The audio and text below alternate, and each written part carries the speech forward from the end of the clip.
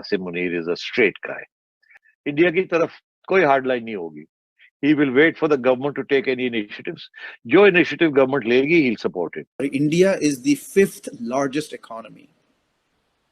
India is the fifth largest economy. ये पाकिस्तान के लिए अवाम के लिए बहुत बड़ी अपॉर्चुनिटी होगी कि वो भारत के साथ अपनी ट्रेड रिलेशनशिप को कायम करें. पाकिस्तान का इकोनॉमिक इंटरेस्ट इसमें है.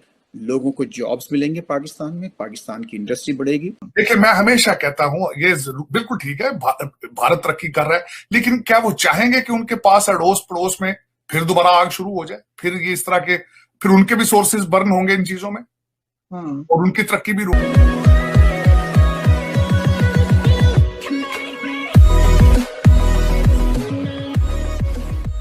नमस्कार दोस्तों, अब यहाँ पर पाकिस्तान के जो नए आर्मी चीफ आए हैं उनके बारे में बात हो रही है और उसके अलावा बात हो रही है कि इंडिया अगर फिफ्थ लार्जेस्ट इकोनॉमी है और अगर आपके पास में ही वो कंट्री है तो आप उसका फ़ायदा उठा सकते हैं, उनके साथ ट्रेड शुरू कर सकते हैं और ट्रेड शुरू करके आप अपने कंट्री के अंदर बहुत सारे रोज़गार दे सकते हैं, कई सारे लोगों को नौकरियाँ दे सकते हैं, आपकी जो इकोनॉमी है उसको बढ़ा सकते हैं. और बेनिफिशियल भी पाकिस्तान के लिए इसीलिए है कि उनको 10, 15, 20 सालों तक छोटा भाई बन के ही रहना चाहिए इंडिया की जो पॉलिसी है उसके आसपास उनको रहना चाहिए. अगर ऐसा होता है तो जो ये वेस्टर्न कंट्रीज़ हमारा बेनिफिट ले जाती है, क्योंकि क्या होता है, कई बार इंडिया नहीं मानता उनकी तो वो पाकिस्तान को मदद कर देते हैं. जब पाकिस्तान कुछ करने से मना कर देता है तब वो इंडिया की फेवर कर देते हैं और हम दोनों आपस में लड़ते रहते हैं. हालांकि हमारी लड़ाई कश्मीर को लेकर है और रहने वाली है, लेकिन जब तीसरा कंट्री ऐसे में फ़ायदा उठा सकता है तब हमें ये नहीं होने देना चाहिए.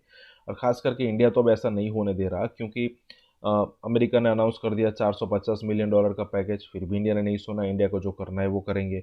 उसके अलावा ये भी बात आ रही है कि आने वाले दिनों में बिलियंस ऑफ डॉलर के पैकेजेस पाकिस्तान के लिए आएंगे बाय वेस्ट. अब रीज़न ये दिए जाएंगे कि वहाँ पर फ्लड आ गया था तो बहुत ही बड़े लेवल पर यहाँ पर प्रॉब्लम्स चल रही है तो उसके लिए. लेकिन हम सबको पता है कि इंडिया को टीज़ करने के लिए या फिर कहे कि इंडिया को एक सिचुएशन पर लाने के लिए सब कुछ हो रहा है. इसी के साथ ही वीडियो शुरू करते हैं. हमारे नए आर्मी चीफ आ गए जो साबिक है वो जा रहे हैं. अच्छा, इसके ऊपर जहां हमने देखा कि पाकिस्तान की मैं समझती थी कि पॉलिटिकल टर्मोइल कम हो जाएगा, हालांकि आपने कहा था कि अभी ये मसाइल हल नहीं होंगे, तो वैसे ही हुआ. तो एक तरफ पाकिस्तान के अंदर जहां ये चल रहा है कि इमरान खान ने कह दिया कि असेंबलियां तोड़ देंगे और इस तरह के जो मामला है, वहीं पर हम ये देख रहे हैं कि जो हमारे हमसाया ममालिक है उनकी तरफ से काफी कंसर्न शो किए जा रहे हैं इस तरह की पॉलिटिकल सिचुएशन पे कि दोनों ममालिक की तरक्की पॉसिबल सिर्फ इसी वजह, इस चीज के अंदर ये पिन्हा है कि ये एक दूसरे के साथ रिलेशनशिप ठीक करें. देखिए, मैं हमेशा कहता हूं ये बिल्कुल ठीक है, भारत तरक्की कर रहा है, लेकिन क्या वो चाहेंगे कि उनके पास अड़ोस पड़ोस में फिर दोबारा आग शुरू हो जाए, फिर ये इस तरह के, फिर उनके भी सोर्सेज बर्न होंगे इन चीजों में और उनकी तरक्की भी रुकेगी. इस जो अब सेटअप एक बना है इसमें दोनों मुल्कों के ताल्लुकात बेहतर होंगे. देखें, उसमें बाजवा डॉक्ट्राइन जब उसके बारे में सोचा जाए तो बाजवा साहब was very serious and interested in having dialogue with India, और जिसमें इमरान खान साहब रोकते रहे हैं, वरना हमारे जो एस्टेब्लिशमेंट थी they were thinking that we need to normalise our relationship. लेकिन यहाँ पे मैं ये जरूर ये कहना चाहूंगा, और इस वक्त Alia pressure is from the India Bharat side, it's not a pressure from Pakistan side, because Pakistan is going through their political instability और एक पार्टी जो है ताकतवर वो रोजाना घेराव जलाव कर रही है. पाकिस्तान इस वक्त नहीं बोल रहा, आवाजें आ रही हैं दूसरी साइड से. Asim Munir is a straight guy. India की तरफ कोई हार्ड लाइन नहीं होगी. He will wait for the government to take any initiatives.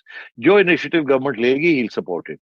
अलबत्ता अगर इमरान खान कोई प्रो इंडिया इनिशिएटिव को डिरेल ना करें तो ये गवर्नमेंट शायद माइट हैव द करेज कि जी जो कुछ करते हैं, थोड़ा बहुत ट्रेड खोलते हैं.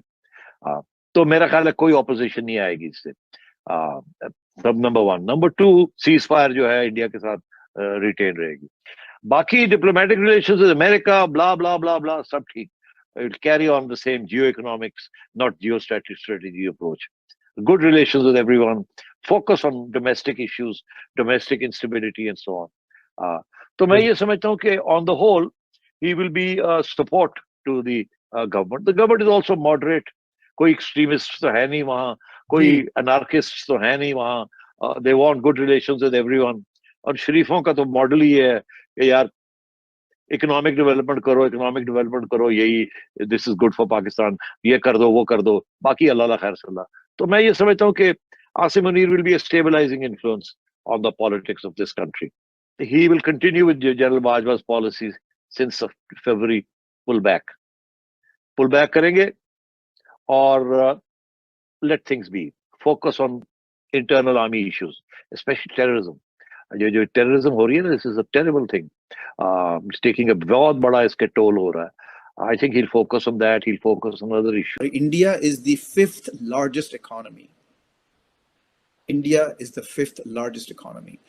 To their credit, उन्होंने चाहे वो रीजन में लोग उनका साथ दें, चाहे रीजनल कंट्रीज उनके साथ तिजारत करें ना करें, उन्होंने साबित किया है कि हाँ वो ब्रिटिश इकोनॉमी को सुपरसीड करते हुए 5th लार्जेस्ट इकोनॉमी बन सकते हैं.